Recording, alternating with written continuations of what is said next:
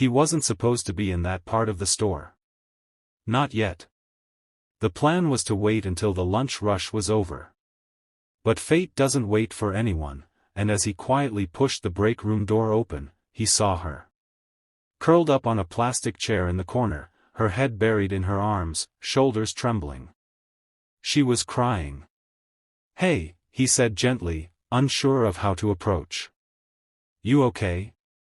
The girl startled, quickly wiping her eyes. "I'm fine," she muttered, avoiding his gaze. But she wasn't. Not even close. Michael Ross, a 54-year-old billionaire and CEO of the largest discount retail chain in the country, was undercover. Dressed in a worn-out uniform and name tag that read Mike, no one recognized him as the man who had built the empire from a small corner store into a national giant. He had done these undercover visits a few times before, to check on operations, understand ground-level challenges, and quietly reward those who went above and beyond. But this time would be different. This time, it would change everything. The girl's name was Emily. She had just turned 19. "I just started last week," she said softly, trying to pull herself together. "I'm sorry, I didn't mean to cry here. I'll finish my shift." Michael hesitated, then sat across from her, still playing the role of fellow employee. "What's going on? You don't have to tell me, but sometimes it helps." She looked at him for a long second. Something in his eyes made her believe she could trust him. And then, she opened up. "My mom's in the hospital," she whispered. "She collapsed 2 weeks ago. Doctors say it's her heart. Surgery costs $18,000. We don't have insurance." Michael felt his own heart twist. "I've been working double shifts, trying to pick up whatever I can. We lost our apartment last month. I've been sleeping in the car outside, just trying to hold everything together.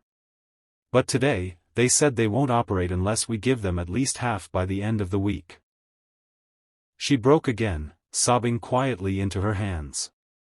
Michael didn't speak. He couldn't. He hadn't expected this. The reality of her pain hit him harder than he could have imagined. For years, he had sat in boardrooms, crunching numbers, debating benefits, and weighing costs. But now, in front of him was the living result of those decisions. After a few minutes, he spoke. "I'm sorry, Emily. You don't deserve this." She shook her head. "I just want to save her. That's all. I'd scrub every toilet in the city if I had to." The rest of the day, Michael walked the store in silence, the image of Emily sitting in that cold break room stuck in his mind. That night, in his hotel room, he didn't sleep.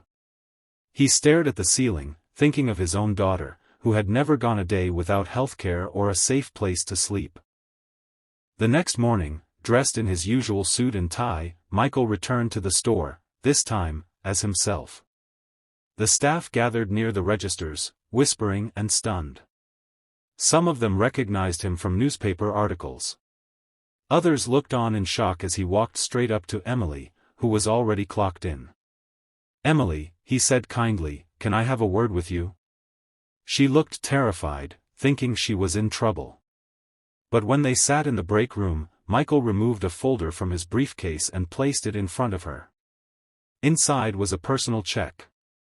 $18,000. Her hands trembled as she looked at him. I don't understand. I heard everything yesterday," he said softly. "And I couldn't ignore it.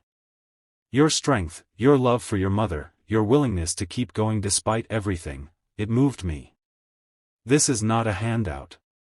This is an investment in someone I believe in." Tears streamed down her face.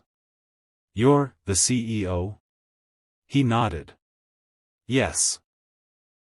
And I've made a lot of money, but yesterday reminded me why I started this business in the first place. It wasn't just about profit. It was about people." Emily sobbed uncontrollably. "I don't know how to thank you." "You just did," he said with a warm smile. Word spread like wildfire throughout the company. Emily's story ignited a chain reaction. Michael used it as a catalyst to review employee policies.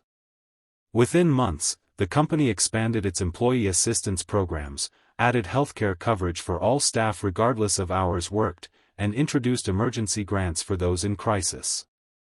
But for Emily, it wasn't just about the money. Her mother had the surgery. She recovered fully.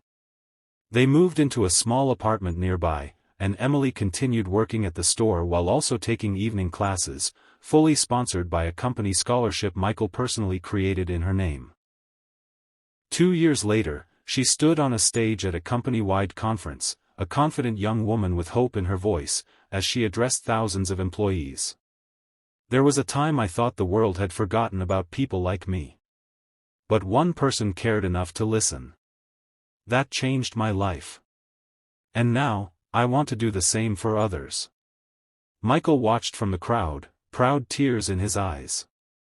In that moment, he realized something: the greatest legacy wasn't the fortune he had built, but the lives he had touched. Moral of the story: sometimes, the smallest act of listening can change someone's entire world.